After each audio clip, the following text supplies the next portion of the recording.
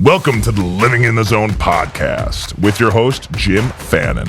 This is your front row seat into the minds of champions. As a master mental performance coach, Jim will pull back the curtain on the hidden strategies that drive peak performance in sports, in business, and in life.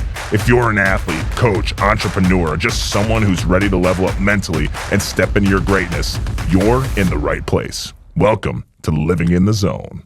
So let's see who's in the zone and who's not, and let's see who had amazing optimism. Of course, on the flip side, who did not have optimism. That optimism level really is a feature in this next segment. I'm going to start it off because this has never happened in Major League Baseball. Never happened. MVP of the league, American League. MVP of the National League. 2 MVPs, Yankees, Aaron Judge. Dodgers, Shohei Ohtani. They face off each other. Could be a new World Series going against each other. Kind of a preview of what may happen. Judge starts it off. First pitch, hits a jack. Boom. First pitch. Ohtani comes up. Next inning. First pitch, hits a home run. 2 superstars, 2 MVPs. One knocks on the door and the other said, I can do that.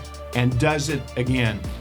2 superstars hit first pitch home runs, both in his own state. I mean, that's ridiculous. Not only do they have a sense of expectancy, but so do the fan base. The Dodgers fans expect Ohtani to do well. The Yankee fans expect Judge to do well. But for both of them to hit a homer on the same day, full well knowing that... That's a you're blowing your mind. Exactly, full well knowing that, well, we were both MVPs. Okay, this is the World Series matchup from last year. We're on the national spotlight. But here's the deal. Not either one of those guys thought like that. Nope. All they thought was, I hit solid with an accelerated bat head. See it, hit it, and let it happen. Yep. Learn to be alone in a crowd. Keep your optimism, keep it under your control what you can control, and that's what superstars do. Who do you have in the zone? Jim, I'm sticking in baseball, but I'm going to college baseball. The electric atmosphere that college baseball is right now. We're in the NCAA tournament. The UTSA Roadrunners are in the zone. They were not a national seed, not ranked, but they did win the American Conference, the best record, the best team overall, and better than East Carolina, who they typically own that conference. They do, yeah. But UTSA comes into a Texas regional, and UTSA is, they're San Antonio, so the Longhorns they're in the shadow of the Longhorns. And this is not by any means a bad baseball program, but this ain't a perennial powerhouse. This isn't Texas. Texas is one of the gold standards in college ball. UTSA goes in, doesn't lose a game, beats number 2 ranked Texas, and now they're going to the Supers for the first time in their school's history. I get the chills saying that because that's a win already for that program. You don't need to get to Omaha. Omaha is just a little cherry on top now, and winning the whole thing would be unbelievable. But this team is hitting 317 as a whole, a 913 OPS, 66 homers, which isn't a lot, but 130 doubles. That's crazy. And this is as a team combined. 73 bags, stolen bases as well. These guys are firing on all cylinders. I want everyone to be rooting for UTSA because here's another reason why they're in the zone to finish this. Everyone in college baseball is saying... Now, this is University of Texas, San Antonio. Yes. The Roadrunners. The Roadrunners. Just think about it. It's like UIC in Chicago University going of up against the Chicago. University of Illinois. Yes. Yes. It's the same thing because it is technically a part of the University. It's a little it's a stepbrother program. So they kick their butt. And I love it because everyone on the selection show, every commentator in NCAA baseball, anyone in college baseball says, well, I don't know because of NIL, because of transfers, because of what's going on in the college landscape that the little guys, the mid-majors are ever really going to do anything. It's just such a volatile sport. Well, suck it. UTSA said, here you go, Texas. You can take and be the richest team in college baseball. The NIL we'll money, still beat you. And the reason why UTSA was able to win that regional is because of their optimism level. They went into Austin in that regional, not just believing in themselves. Belief got them there. And everyone believes that they can get to the NCAA regionals. but they have this sense of expectancy to go in and take care of business that maybe Texas was a little bit of a hope. Well, we hope that we don't get beat by these guys because they're good. But UTSA said, no, we expect to beat you. We expect to beat you. And then tie in their high discipline levels with knowing that we're not just stopping at the regionals here and getting focused on one pitch at a time and dominating Texas.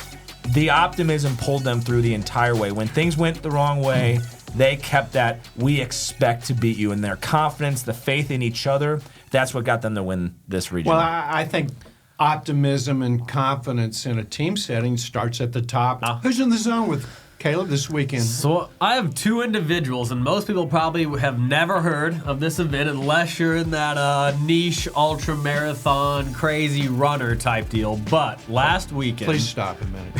First of all, you're a nutcase yourself. You're a crazy person. Man. You're the only person I know that loves 50-mile races. This is not a 50-mile race. This was not 50 miles, This however. is more than that. This is going further here. And you've run 50 miles in one shot, right? I have done that, yes. And these guys took this event to How many a miles? whole nother level. These two totaled 256 miles. Driving or walking? Thinking. This is running. This is running. I'm exhausted This is thinking running. about this. So the BPN No down in stopping. Texas, no stopping. No bathroom. No, yes, you got bathroom breaks, but you're moving. But you're moving. It's kind of like my that. goodness. This is a last man standing. Where's the ultra. colostomy bag? Yeah, exactly. Come on. Exactly. And the concept of these, they have these around the country. It is a 4.2 mile loop that you run every hour. So every hour, you got an hour to finish 4.2 miles. Again, 4.2. 132 runners started this race. Wow. And this is down in Texas, so it's sweltering heat, some rains, but 56 laps these two individuals completed. Kendall Follis and Kim Gottwald were the two last man standing. Usually only one person wins, but these two decided to share the title after 56 laps. Wow. To put it in perspective, that is 56 hours. No sleeping. Every hour, boom, another 4.2 miles. Another 4.2 miles. And talking about optimism in this show, I mean, to be able to know you can do something like that, these guys have trained for years. And optimism, if you have, as we say, the hay's in the barn, they have a belief, they have an expectancy in knowing that, hey, I put in all the work in training. I've exhausted myself, pushed myself to the limit in training, and now it's go time. Now, did And this let's see what we can do. inspire your optimism to sign up for this race next year, Caleb? Is ZoneCoach going to be sponsoring you? We this should. ultra? Because, I mean, that is kind of pushing past what we think human performance, kind of the threshold of that. 56 laps, 56 hours, nonstop. Another thing that is part of that, I think, is the enjoyment factor. And this isn't a happy-go-lucky enjoyment that we associate with. This is a, I love the challenge, I love the hardship, I love the uncomfortable moments that are going to come with this. Because there are going to be times you're up 56 hours nonstop, you're going to be in a different state of mind My than goodness, what most you could be individuals. hallucinating. And you're Yes. running. Yeah, you The whole definitely, time. Definitely you definitely hallucinating. can mentally get up above your body and actually see your body suffering down Yes. below. You've experienced that. But yeah, it's Mentally. euphoria up top. Yeah, you're not experiencing suffering, but you're watching yourself Suffer. Exactly. It's pretty crazy. So that is who's in the zone. Those two individuals, Kendall Follis and Kim Gottwald. That is Wow. an Good for unbelievable them. accomplishment in the last man standing ultra. And if you want to know what your optimism level is, go to our video wall of assessments. 24 or plus assessments that's going to ascertain your high or low level of self-discipline, concentration, optimism, our theme for the day, relaxation, enjoyment. You want to know how you stack up against the best in the world in whatever genre you choose? You're going to love it. This awareness will help you go to the next level. And now subscribe. Come on, give Jimmy some love. I need some subscriptions so I can send the show directly to your email so that we can help you climb your own Mount Everest. So I want to talk about who's not in the zone. And I'm going to go to my beloved French red clay outside of Paris in Roland Garros, a little suburb of Paris. As some of you know, I've coached a player that's won that tournament in '76, and I coached another player to the finals, and I've coached many women who've made it to the quarters and semis of that tournament. And who's not in the zone? Jessica Pegula goes out, loses to a woman that is ranked so low in the world, that it's shocking that she could actually upset the number third-ranked player. Lois Boizon upset the third-ranked player in the world from 381, loses to the third-ranked player in the world the first set, 6-3, easily could roll over right now. She doesn't. Wins the second set 6-4, and now could she roll over and lose? Will Pegula reach her seed of number 3 in this tournament? It didn't happen like that. Jessica Pegula cannot believe she's not in Paris playing. Now, she might be shopping right now for a little Louis Vuitton bag down on, the Champs-Élysées. Maybe so, but right now she's off out of France getting ready for Wimbledon. Lois Boizon, you're in the zone? Jessica Pegula, you're not. And now, who's not in the zone? For me, let's go back to the college regionals. Number 1 national ranked baseball team, the Vanderbilt Commodores. Vanderbilt, number 1 national seed, has never lost in the opening round. This is a legacy program for baseball. Yeah, this is ran by Tim Corbin. He's done an unbelievable job. I mean, so many big leaguers, so many first rounders, and a couple national championships now in the last 20 years or so. They're out. First ever national number 1 seed to be kicked out of their own regional in the first round of the NCAA tournament. But getting there is one thing. Staying there is a totally different paradigm shift. So they played Wright State in the first game. And Wright State, it was watching it on ESPN. It was surreal. It was so weird. Now, Vandy ended up winning the game because the Wright State coach pulled the starter. Relievers did not help out. But it was surreal. Like, Wright State was just playing like, boom, homer, double, making crazy web gem plays in the field. Vanderbilt ends up winning. Home field advantage helps. But then they just kind of were really flat. And I'm watching, like, this is not what a number 1 team does. So here's what I believe happened. And let's tie this to optimism.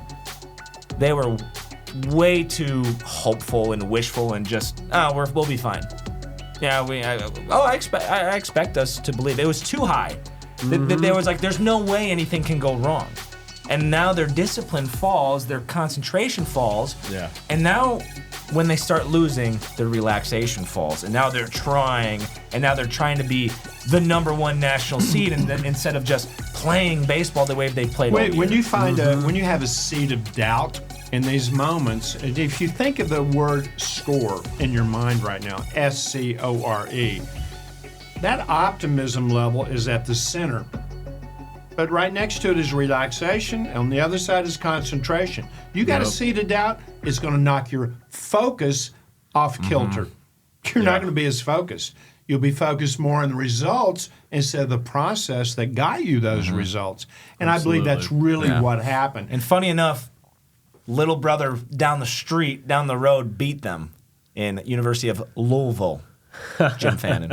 Louisville. So the Louisville ends up winning that regional. So Vanderbilt. Don't give me no Louisville. That is Louisville. Because that is the sport at Vanderbilt now. It's not football. It's not basketball. It is baseball. It's a baseball school. Nashville, Tennessee. That entire city is not in the zone right now because of Vandy.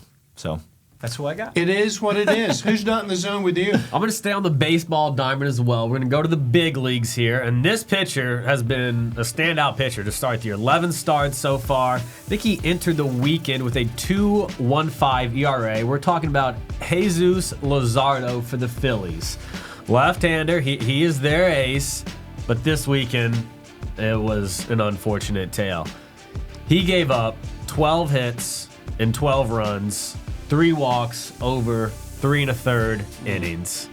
His ERA, 2.15 entering the weekend, jumped just after 3 innings to a over 3.4 ERA.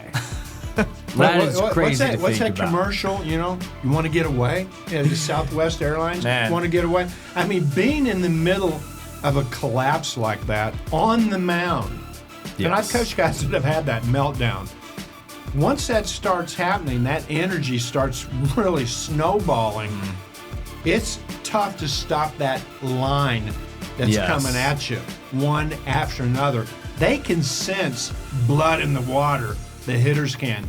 Normally, the hitters the pitcher has such an advantage. All the advantage, Up on a hill, round ball, he's got a round bat.